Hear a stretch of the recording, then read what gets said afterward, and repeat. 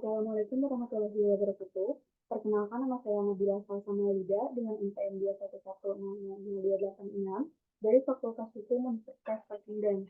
Di sini saya akan melaksanakan praktikasi menggunakan Mendeley untuk memenuhi salah satu tugas mata kuliah metode penelitian dan teknik penulisan hukum. Baik, langsung saja untuk yang pertama, itu bagaimana tingkat kepantasan dalam pengutipan. Tingkat kepantasan dalam pengutipan dapat bervariasi tergantung pada konteksnya, namun secara umum dapat diukur melalui keakuratan, relevansi, dan integritas sumber yang dikutip. Tingkat kepantasan dalam pengutipan sangat penting untuk menghindari plagiarisme dan memberikan kredit yang sepatutnya kepada penulis atau sumber informasi. Nah, untuk yang kedua, yaitu bagaimana cara pengutipan dalam 3 tipe interview. Nah, di sini ada 3 tipe, yaitu yang pertama ada wawancara naratif. Di sini narasumber menceritakan pengalaman secara bebas dan pengutipannya dilakukan dengan mencatat informasi penting dari narasi. Yang kedua itu ada wawancara terstruktur, yang mana pertanyaan yang telah dipersiapkan sebelumnya digunakan untuk memandu percakapan. Pengutipan ini dilakukan dengan mencatat respon narasumber. Untuk yang terakhir yaitu ada wawancara semi terstruktur, yang mana wawancara ini merupakan kombinasi dari wawancara naratif dan terstruktur. Eh, Lalu beberapa pertanyaan yang telah ditentukan sebelumnya, tetapi masih ada ruang bagi narasumber untuk memberikan narasi lebih dalam. Lalu pengetipan ini dilakukan dengan mencatat respon narasumber dan menyoroti informasi yang relevan dengan tujuan wawancara. Nah, untuk yang ketiga itu saya akan mempraktikkan pengutipan secara parentetikal, yang mana kutipan ini dalam tanda kurung di dalam atau di akhir kalimat. Jika kutipan dalam tanda kurung berada di akhir kalimat, letakkan titik atau tanda baca akhir lainnya setelah tanda kurung tutup. Contohnya,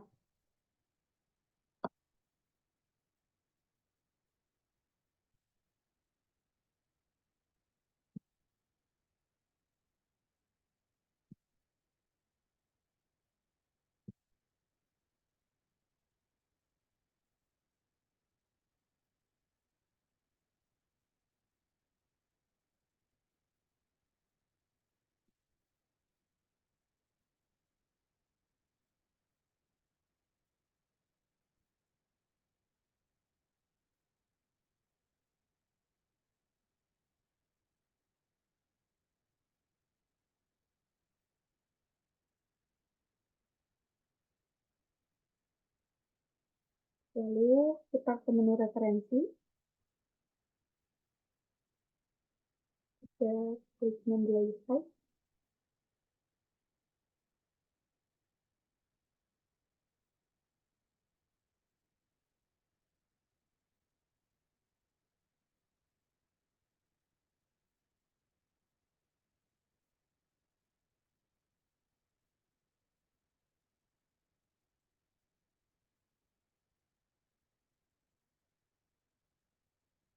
Nah, selanjutnya kita masukkan referensi, misalnya saya masukkan sumber ini, lalu klik insert citation. Nah, maka pengutipan secara parentetikal dapat dilihat contohnya seperti ini. Untuk yang selanjutnya itu ada eh, praktik pengutipan secara naratif, yang mana penulis muncul dalam teks berjalan dan tanggal muncul dalam tanda kurung tepat setelah nama penulis. Contohnya,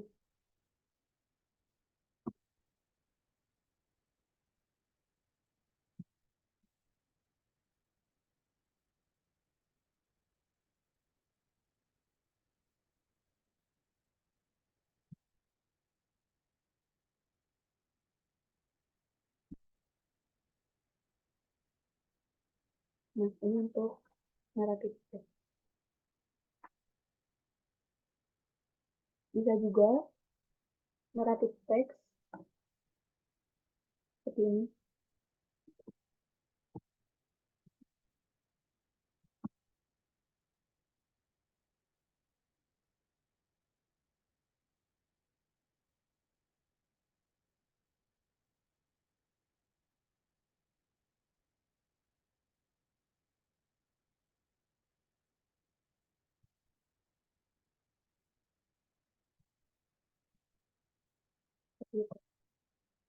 Dan untuk yang kelima itu bagaimana cara mengutip di banyak sumber. Misalnya, kita dulu kalimat ini.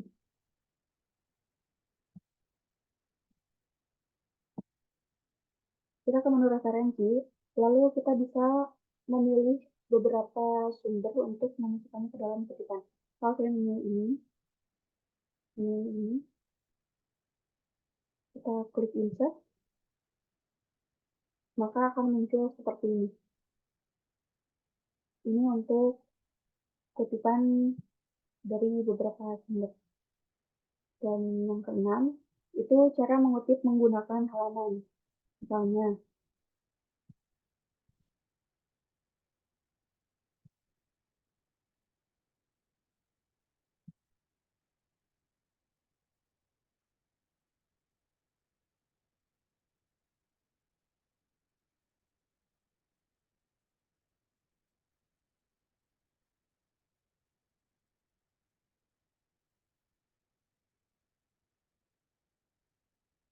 kita tambahkan dulu referensinya.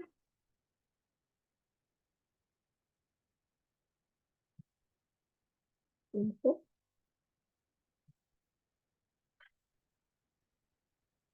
Ini kita lalu klik koma. Lalu kita tambahkan P titik nomor halaman. Misalnya nomor halamannya itu ada 21. Kita masukkan angka 21. Udah seperti itu untuk cara mengetik menggunakan halaman. Dan misalnya ingin mengganti bahasa, kita klik citation setting. Lalu di sini ada citation language. Kita klik saja change citation language. Nah, maka di sini kita bisa menggunakan beberapa bahasa yang akan kita gunakan. Seperti itu. Dan yang kedelapan itu mengganti gaya pengutipan.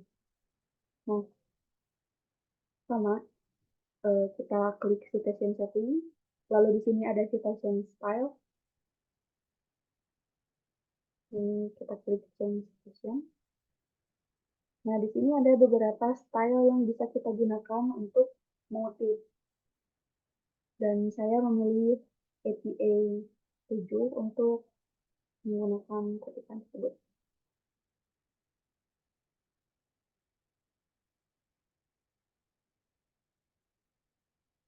Untuk yang selanjutnya, nomor 9,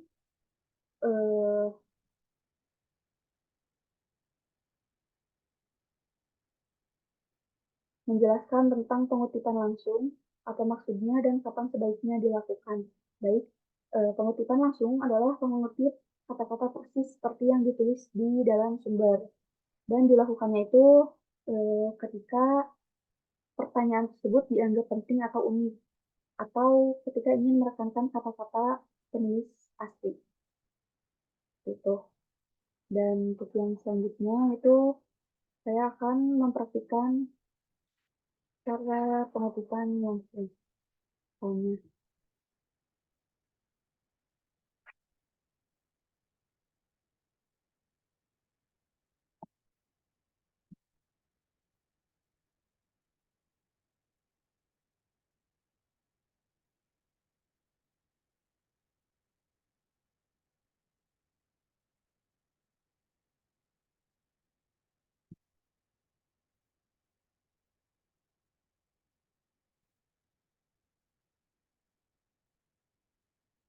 Lalu kita langsung saja kutip kalimat dari sumbernya tersebut, misalnya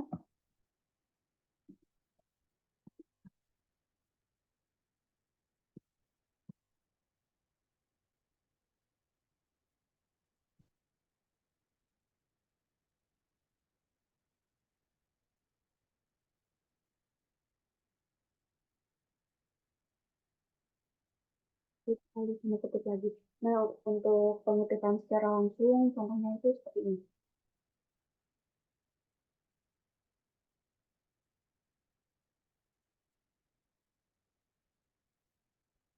Dan yang selanjutnya, Bagaimana cara mengutip langsung yang lebih dari 40 kata?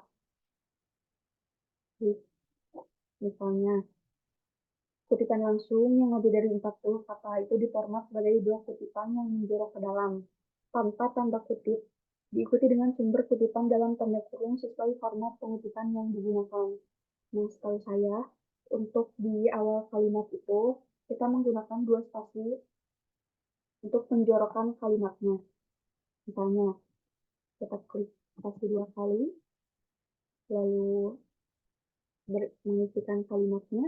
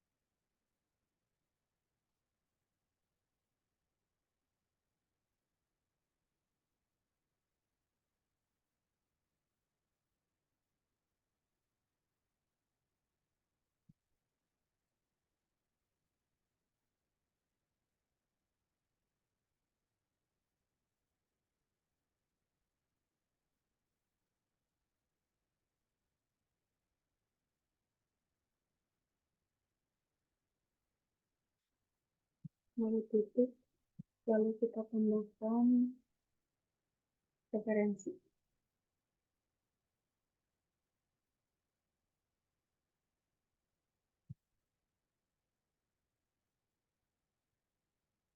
Nah, ini untuk contoh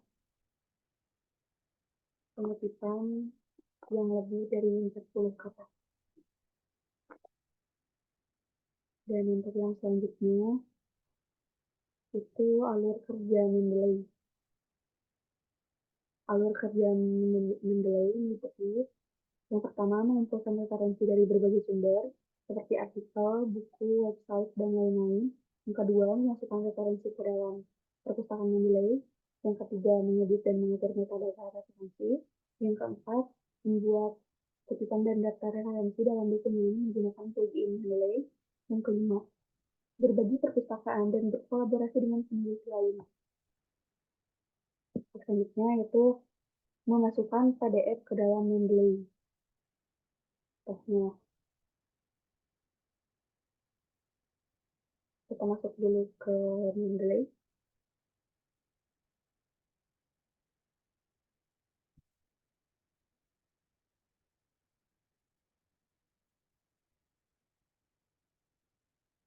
Nah, lalu kita klik Add New,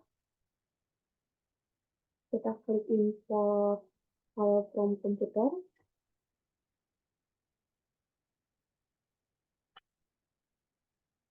Nah, di sini kita bisa memilih beberapa file yang akan digunakan atau dimasukkan ke dalam Word, ke dalam Mendeley. Misalnya saya memilih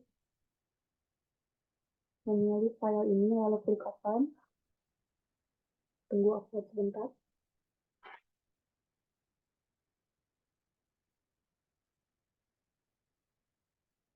Nah, maka PDF yang sudah terupload akan berada di atas ini. Nah, untuk yang selanjutnya, cara memasukkan referensi fisik seperti buku fisik ke dalam Mendeley. Nah, untuk contoh yang ini, kita klik Add New. Di sini ada Add Referensi Manually, kita klik ini. Nah, di sini tinggal kita masukin saja seperti tahun, nama jurnal, halaman, volume, bulan, tanggal, untuk menggunakan untuk memasukkan fisik sama gitu. Nah, itu. Dan yang selanjutnya itu menunjukkan apa itu metadata. Untuk metadata, kita klik salah satu file yang ada di sini. Misal saya mengklik ini. Nah, metadata di sini berisikan informasi deskriptif tentang sumber referensi seperti judul, penulis, tahun publikasi, penerbit, volume, nomor halaman, dan sebagainya. Dan yang terakhir itu, mengapa sih metadata harus disesuaikan dengan benar? Karena yang pertama, memastikan akurasi informasi referensi, yang kedua memudahkan pencarian dan pengorganisasian referensi, yang ketiga menghasilkan kutipan dan data referensi yang benar dan konsisten, yang terakhir memfasilitasi berbagi dan berkolaborasi dengan peneliti lain. Mungkin dicukupkan sekian, kurang lebihnya mohon maaf. Assalamualaikum warahmatullahi wabarakatuh.